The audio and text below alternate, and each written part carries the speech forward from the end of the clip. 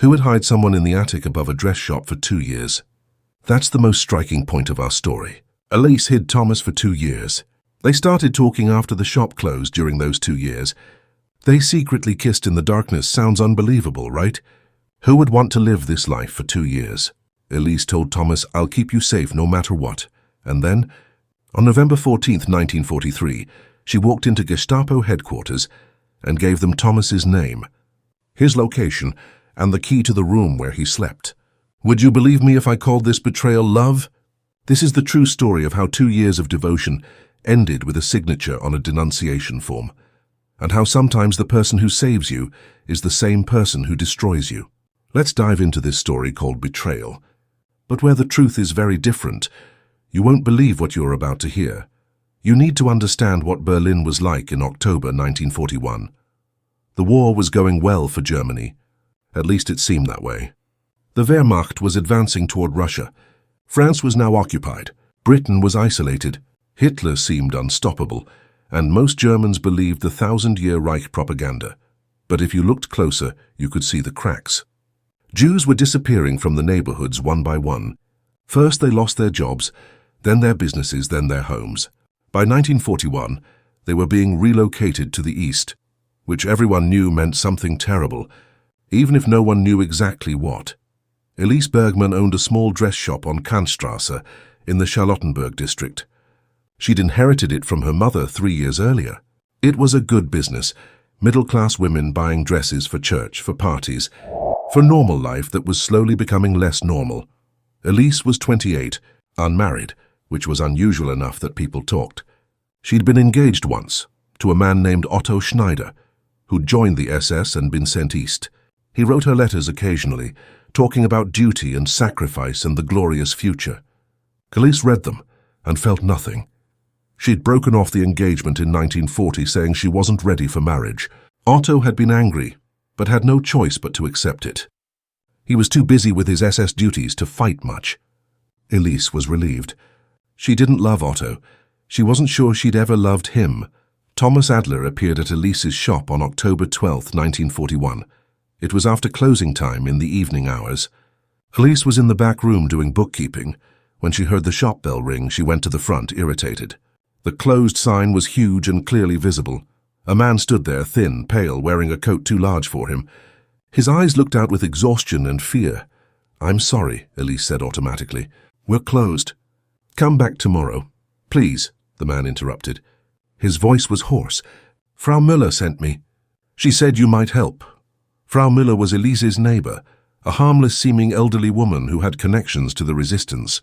Elise had never been involved in that world, but Frau Müller must have thought she could be.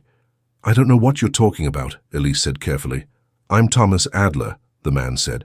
"I'm Jewish. I've been hiding for 8 months since the deportation started. My last place was raided yesterday. Frau Müller said you have an attic. She said you might consider—" "Are you insane?" Elise hissed, rushing to lock the shop door and pull down the shades. "Do you know what happens to people who hide Jews? Do you know what the Gestapo does?" "Yes," Thomas said simply. "I know, that's why I'm asking. Because it takes someone either very brave or very foolish, and I'm hoping you're one of those." Elise looked at him. She should turn him away, tell him to leave immediately and never come back, but helping him was suicide. She looked at his face, gaunt, desperate but dignified somehow, and thought about her mother. Her mother, who died saying that decency mattered more than safety, came to mind, and she hadn't forgotten she was the daughter of a mother who never turned away anyone who needed help. "One night at most," Elise said. "That's all. Tomorrow you find somewhere else," Thomas nodded. "Even one night is enough. Thank you." Elise's building was old, with a proper attic that previous owners had used for storage. She'd been keeping dress inventory up there, boxes of fabric and old mannequins. There was a small window, a bare bulb for light, and enough space for a person to exist if they were desperate enough. She led Thomas up the narrow stairs. "There's a chamber pot in the corner. Don't use the light during the day. Someone might see from the street. Don't make noise. The woman in the apartment below is a gossip and probably an informant." "I understand," Thomas said. "I'll bring you food in the morning. Then you leave." "Yes, thank you, really." Elise left him there and went back to her apartment above the shop. She didn't sleep that night from thinking. She kept thinking about what she was doing, about the danger. One anonymous phone call to the Gestapo, and she'd be arrested. Her shop would be seized. She'd be sent to a camp, or worse things would happen. Why had she agreed to this? The next morning, Elise brought Thomas bread, cheese, and coffee. He was sitting on the floor looking at a photograph. "Your family?" Elise asked. Thomas nodded. "My wife, Rachel. My daughter, Sarah. She was 7 in this picture. She'd be 9 now. Where are they?" "Gone," Thomas said flatly. "Deported in March. I tried to hide them too, but we were separated. I don't know where they were sent. I'll probably never know." Elise felt something crack inside her chest. A wife, a daughter. This wasn't just some abstract person. This was a father who'd lost everything. "I'm sorry," she said inadequately. "Everyone's sorry," Thomas said, not unkindly. "Sorry doesn't bring them back." They sat in silence for a moment. Then Thomas handed her back the coffee cup. "I'll find somewhere else today," he said. "You've been generous. I won't put you in more danger. Where will you go?" Thomas shrugged. "I have a few contacts left. Someone will take me in for a few days. Then someone else. That's how you survive.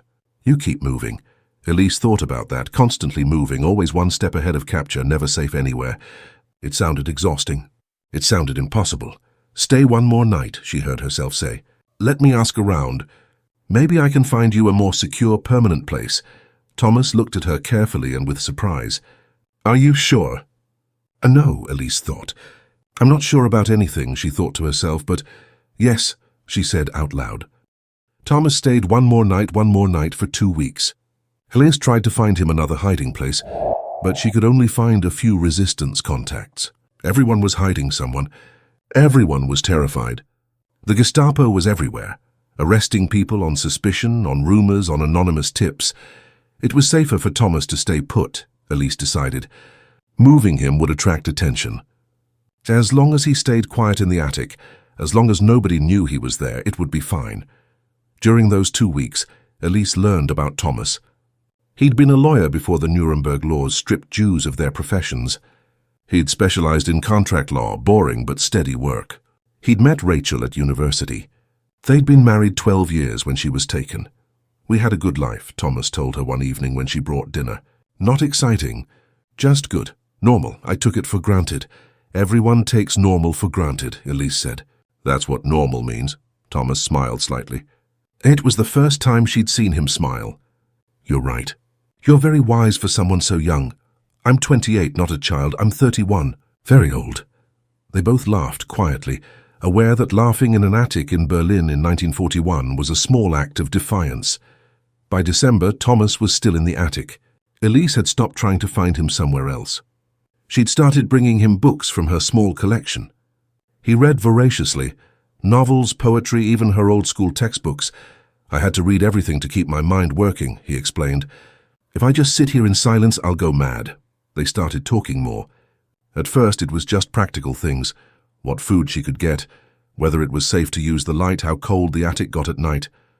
But gradually, the conversations deepened. Thomas told her about his childhood in Munich, about his father who'd been a doctor, about learning to swim in the Isar River.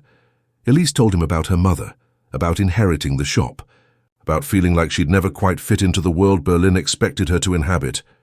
"You don't seem like a typical Berlin shopkeeper," Thomas observed. "What do I seem like?" "Someone who thinks too much. Someone who questions things. Dangerous qualities these days.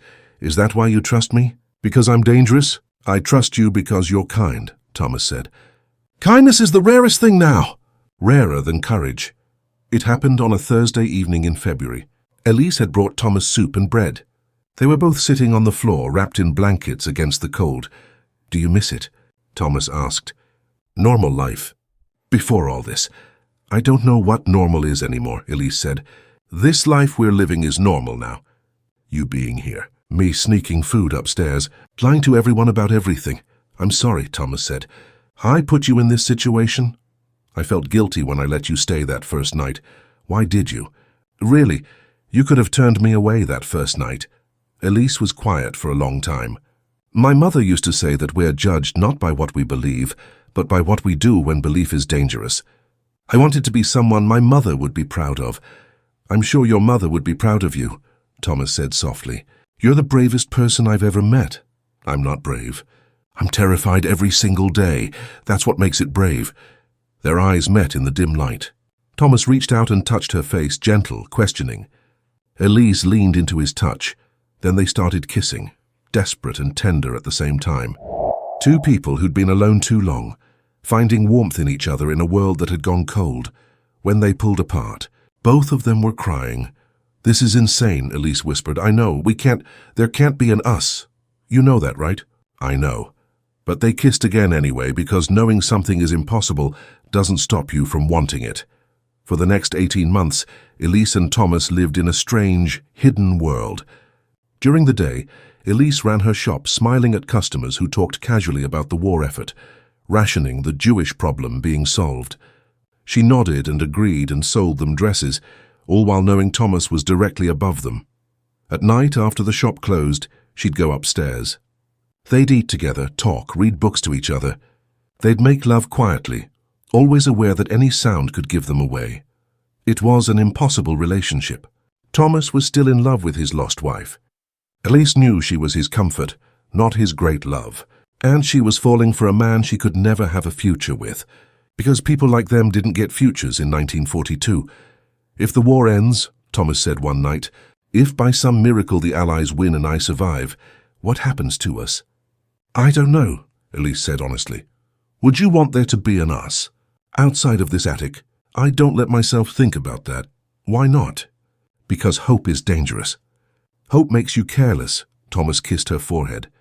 "Maybe, but hopelessness makes you dead inside. And I'd rather be careless than dead." By early 1943, the war was turning. The Germans had lost at Stalingrad. The bombing of Berlin was intensifying. People were scared, and scared people are dangerous. Elise's neighbor, Frau Müller, started asking questions. "You seem tired lately, dear. Are you sleeping well?" "The air raids," Elise said. "I barely sleep anymore." "Yes, very terrible. Though I could swear I hear footsteps sometimes. Above your shop." At night, Elise's blood went cold. "Probably rats. Old buildings, you know. Of course, rats." Frau Müller smiled, but her eyes were calculating. Elise told Thomas they needed to be more careful. "No walking around." "No noise at all. She suspects something," Elise said. "Then I should leave. Find somewhere else." "No, moving you is too risky now. We just need to be more careful." But careful wasn't enough. In August 1943, Otto Schneider came back to Berlin on leave. He showed up at Elise's shop unannounced in his SS uniform, expecting her to be happy to see him. "Elise, you look well. Business is good. Good enough." "What are you doing here, Otto?" "I have 2 weeks leave. I thought we could spend time together, reconnect. We broke up, Otto, 3 years ago, a misunderstanding. You were young, nervous about commitment. But things are different now. I've been promoted. I have good prospects. We should reconsider our engagement." "No, Otto, I'm not interested." Otto got angry. "Is there someone else?" "No, I just don't want to marry you. You're being foolish. A woman your age, unmarried, it looks suspicious. People talk. Let them talk." Otto left, but Elise knew this wasn't over. His pride had been hurt, and men like Otto didn't forget insults. Over the next 2 months, Otto came by regularly. He was persistent, bordering on aggressive. He started asking questions about Elise's life, her routine, why she seemed distracted. Meanwhile, Frau Müller was definitely suspicious. She'd started watching the building more carefully. Elise caught her looking at the attic window multiple times. "We need to be even more careful," Elise told Thomas. "I think Frau Müller suspects. And my ex-fiancé is hanging around knowing bad smells are coming." "Then I'm leaving," Thomas said firmly. "Tonight. This is too dangerous for you. Where would you go?" "I'll figure something out." "I've survived this long." "No," Elise said. She was surprised by the force of her own voice. "You're not leaving. I won't let you. Elise, if they catch me here, they'll kill you too. I know. I don't care." That was the truth. Somewhere over the past 2 years, Thomas had become more important to her than her own safety. She couldn't explain it rationally. She just knew she'd rather die than send him out there alone. In October, Otto came with news. "I'm being transferred back to Berlin permanently. Gestapo liaison work. I'll be working with Hauptsturmführer Koch, rooting out resistance cells and hidden Jews." He looked at Elise meaningfully. "It's important work. We've been getting tips about people hiding enemies of the state. People think they're being noble, but they're just traitors. And we always catch them eventually. How nice for you, Elise said, her voice shaking. I want to marry you, Elise. I've wanted that for years. I'm giving you one more chance to say yes. And if I say no, then I'll have to wonder why. I'll have to wonder what you're hiding. It was a threat, barely disguised. Say yes or I'll investigate you. Elise felt trapped. If she agreed to marry Otto, Thomas would be discovered immediately. Otto would be living with her, or at least visiting constantly. But if she refused, Otto might start investigating her seriously. I need time to think, Elise said. You have 1 week, Otto said. Then I need an answer. That night, Elise told Thomas everything. They sat in the attic, holding each other, trying to find a way out. Marry him, Thomas said. It's the only way to make him stop suspecting you. I can't marry him while you're here. He'd find you. Then I leave before the wedding. You'd leave, but where? You said yourself there's nowhere safe anymore. They sat in silence. There was no good answer. Every path led to catastrophe. I love you, Thomas said suddenly. I need you to know that. I know I never said it before. I know this isn't fair to Rachel's memory. But I love you, Elise started crying. Don't make this harder. You deserve to hear it. Even if we can't have a future, you deserve to know what you mean to me. What we feel doesn't matter, Elise said bitterly. Feelings don't change reality. Yes, Thomas agreed. They don't. On November 10th, Frau Müller knocked on Elise's door. Dear, I need to speak with you. It's urgent. Elise let her in, her heart pounding. I know you're hiding someone, Frau Müller said without preamble. I've known for months. I hear footsteps. I see your light usage. You buy too much food for one person. I don't know what Stop, I'm not here to threaten you. I'm here to warn you. Otto Schneider has been asking questions about you. He's convinced you're involved in something. He started watching your building. Why are you telling me this? Because I'm the one who sent Thomas to you, Frau Müller said. I thought you'd keep him safe for a few weeks, then pass him along. But you kept him. For 2 years. That's either incredible courage or incredible stupidity. Both, Elise said. Well, it's over now. Otto will discover Thomas within days. Maybe hours. You need to decide what to do. After Frau Müller left, Elise sat in her apartment for hours, staring blankly at the wall. She could hear Thomas moving quietly in the attic above. He didn't know about Frau Müller's visit yet. He didn't know that their time had run out. Elise had 3 options and all of them were terrible. Option 1. Tell Thomas to run. Give him whatever money she had and hope he could find somewhere to hide before Otto started his investigation. But where would he go? Every hiding place in Berlin was compromised. The Gestapo was everywhere. He'd last maybe a week before being caught. Option 2. Marry Otto. Bring him into her life completely and somehow hide Thomas even more carefully. But that was impossible. Otto would be in and out of the building constantly. He'd tour the shop and would definitely go upstairs too, which of course meant he'd find Thomas immediately. Option 3. Turn Thomas in herself. That thought hit her like ice water. She pushed it away immediately, horrified that her mind had even gone there. But it came back persistent, logical, terrible. If she turned Thomas in, she could control the situation. She could claim she'd just discovered him. She could say she was about to report him anyway. Otto would immediately believe her. He wanted to believe her. She'd be a hero, not a traitor. Her shop would be safe.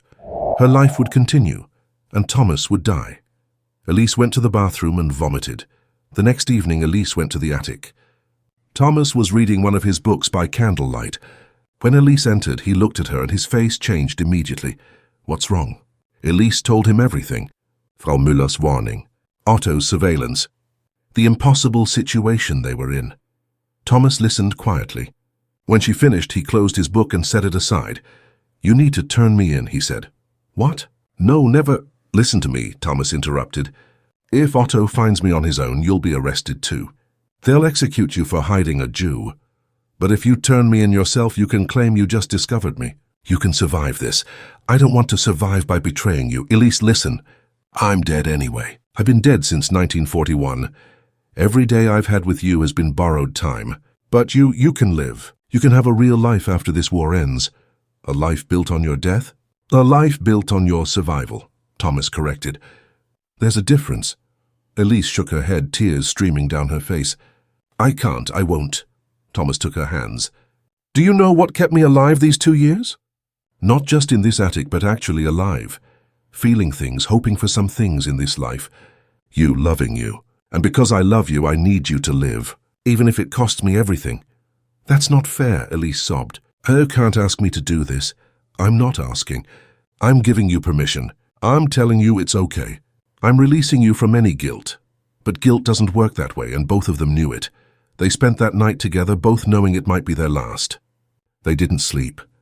They talked about everything. Memories, regrets, the life they could have had in a different world.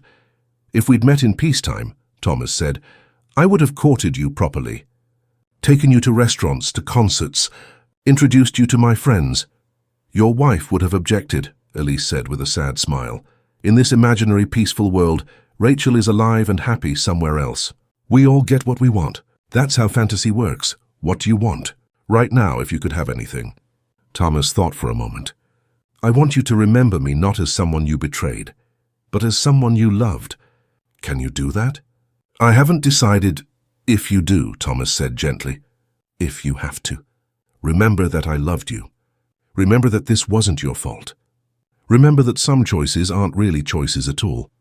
Otto showed up at the shop at 9 in the morning, unannounced as always. But this time he had 2 Gestapo officers with him. Elise, we need to search your building. Elise's heart stopped. Why? An informant reported suspicious activity. Lights at odd hours. Sounds from empty rooms. You understand we have to investigate. This was it. Otto was going to find Thomas. And when he did, Elise would be arrested immediately. Of course, Elise heard herself say, I have nothing to hide. The officers started searching the shop. They were thorough, opening drawers, checking the back room. They'd be going upstairs in just minutes. Elise's mind raced. She had maybe 2 minutes to decide. Let them find Thomas and be arrested as a traitor. Or, wait, Elise said. Before you go upstairs, there's something I need to tell you. Otto turned. Yes? I discovered something yesterday. In my attic. When I went to get some inventory. She took a deep breath. There's a man hiding up there. A Jew. I found him yesterday when I went to get inventory. Otto's eyes lit up. Show me. Elise led them upstairs. Her hands were shaking as she unlocked the attic door. Thomas was sitting on the floor, exactly where she'd left him that morning. He looked at Elise and something passed between them. Understanding, forgiveness, goodbye. That's him, Elise said, her voice steady despite everything. I have no idea how long he's been up here. I rarely use this space. The officers grabbed Thomas roughly. He didn't resist. He kept his eyes on Elise as they pulled him to his feet. Good work, Fräulein Bergmann, one officer said. This is your civic duty. Otto was staring at Thomas, then at Elise, then back at Thomas. Something in his facial expression suggested he didn't quite believe the story. But he had no other proof. Take him to headquarters, Otto ordered. Then he turned to Elise. I'll need to take your statement. Come with us. At Gestapo headquarters, Elise gave her statement. She'd gone to the attic yesterday afternoon. She'd been shocked to find a man living there. She was about to report him when Otto showed up. She was a loyal German citizen who would never knowingly harbor an enemy of the state. The officer taking her statement seemed to believe her, or at least he had no reason not to. They saw this all the time. Jews hiding in attics, basements, closets discovered by surprised landlords and shopkeepers. You're free to go, the officer said, though we may have follow-up questions. Of course, as Elise stood to leave, Otto stopped her. Wait for me outside. I want to talk. Elise waited in the hallway, feeling numb. Through a window in one of the doors, she could see Thomas being processed. An officer was taking his photograph, recording his information.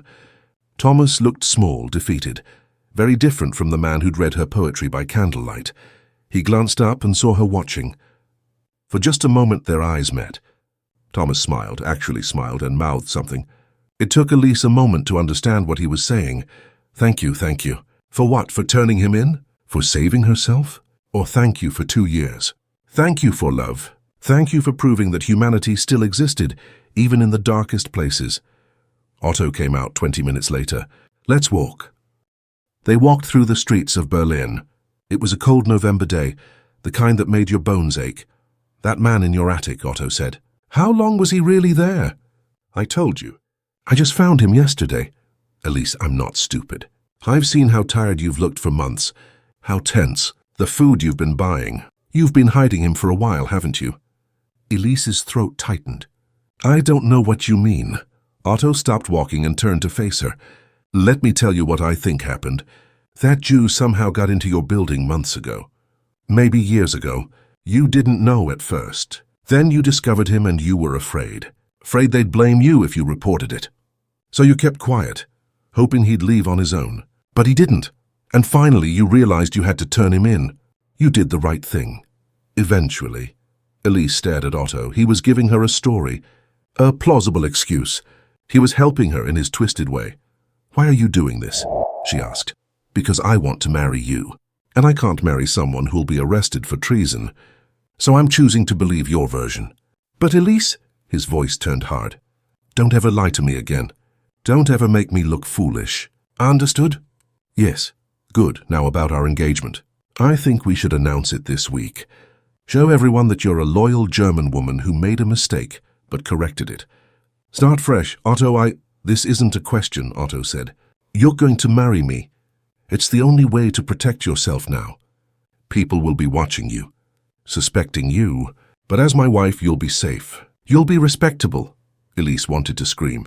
She wanted to run. She wanted to do anything except agree to this. But Otto was right. She'd turned Thomas in to save herself, and now she had to follow through. She had to play the role of the loyal German woman. She had to survive. Okay, she whispered. I'll marry you, Otto smiled. Excellent. You've made the right choice. You'll see. We'll have a good life together. Thomas Adler was sent to Theresienstadt concentration camp on November 18, 1943. Records show he survived there until April 1945, when he was transferred to Bergen-Belsen. He died there on April 10, 1945, 5 days before British troops liberated the camp. He was 33 years old. In his pocket when he died, guards found a small piece of paper. On it was written a single sentence in German. She did what she had to do. Elise married Otto in December 1943. The wedding was small, appropriate for wartime. She wore a simple grey dress. She smiled when she was supposed to. Otto was transferred to the Eastern Front in January 1944. He died in March, killed by Soviet troops during the retreat from Ukraine. Elise received the news with no emotion at all. She'd used up all her emotions. She ran her shop through the rest of the war. She survived the bombing of Berlin, the Soviet occupation, the chaos of the immediate post-war period. She survived everything just like Thomas had wanted. In 1946, after the full horror of the Holocaust became public knowledge, Elise tried to find information about Thomas. She learned about his transfer to Theresienstadt, then Bergen-Belsen, then his death. She also learned about his wife and daughter. They died in Treblinka in March 1943, gassed on arrival. Thomas had never known for certain what happened to them. He'd spent 2 years in Elise's attic, not knowing that his family was already dead. Elise held onto her shop. She never remarried. She lived quietly, never talking about the war years, never explaining why she sometimes closed her shop on November 14th and spent the day in her apartment with the curtains drawn. People in the neighborhood thought she was odd, but harmless. They didn't know anything about the man in the attic. They didn't know anything about the 2 years of stolen happiness. Nobody knew anything about the betrayal that saved her life, but destroyed her soul. In 1967, Elise was 53 years old. She'd been diagnosed with cancer. The doctors gave her 6 months to live. She wrote everything down, the whole story. Thomas, the hiding, the love, the betrayal. She wrote about the choice she'd made and why she'd made it. She wrote about living with that choice for 24 years. At the end of the confession, she wrote, "People say I was brave to hide him for 2 years, but I wasn't brave. I was selfish. I kept him because I loved him, because he made me feel human in an inhuman world. And when keeping him became too dangerous for me, I threw him away. Thomas told me to remember him as someone I loved, not someone I betrayed. But you can't separate those things. I loved him and I betrayed him. Both are true. Both will always be true. I saved myself by destroying the person who saved me. That's what war does. It makes you choose between your life and your soul. And then you have to live with whichever one you chose." Elise died in March 1968. Her confession was found among her papers by the building's landlord, who gave it to a local historical society. It sat in their archives for years unread. In 1987, a researcher studying hidden Jews during the Holocaust discovered it. The story made its way into academic papers, then into books about the moral complexities of the Nazi period. Some people said Elise was a hero who'd saved Thomas for as long as she could. Some said she was a collaborator who'd murdered the man who trusted her. Some said she was just a woman who'd made an impossible choice in impossible circumstances. All of them were right. All of them were wrong. You need to understand something about betrayal. It's not always simple. It's not always just evil people doing evil things. Sometimes it's desperate people doing desperate things. Sometimes it's people who love each other destroying each other because the world gives them no other choice. Elise loved Thomas. That's not in question. She risked her life for him for 2 years. She gave him safety, companionship, love. She was the reason he survived as long as he did. And then she turned him in. Both things are true. The love was real. The betrayal was real. They coexist, impossible and undeniable. Did Elise do the right thing? That's not a question anyone can answer. Thomas himself said she did. He gave her permission. He told her to survive. But permission doesn't erase guilt. Understanding doesn't erase pain. What we know is this: Elise made a choice that saved her life and cost Thomas his. She lived with that choice for 24 years, and it hollowed her out from the inside. She survived, but she never really lived again. Was survival worth that price? Elise's confession suggests she didn't think so, but she paid it anyway because in that moment, faced with impossible options, she chose to live. We can judge her for that. Or we can recognize that none of us knows what we'd do in her situation. None of us knows whether we'd choose love or survival, heroism or self-preservation, until we're actually standing in that hallway at Gestapo headquarters, watching through a window as the person we love is processed for death. The hardest thing about Elise and Thomas's story isn't that it ended badly. It's that there was no way for it to end well. From the moment Thomas knocked on her shop door in October 1941, tragedy was inevitable. The only question was what form it would take. If she'd turned him away that first night, he'd have died. If she'd kept hiding him, they'd both have died. If she'd married Otto and tried to hide Thomas anyway, they'd have been discovered. The only way for Elise to survive was to betray Thomas. That's what makes this story so terrible. It's not about someone choosing evil over good. It's about someone having no good choices at all.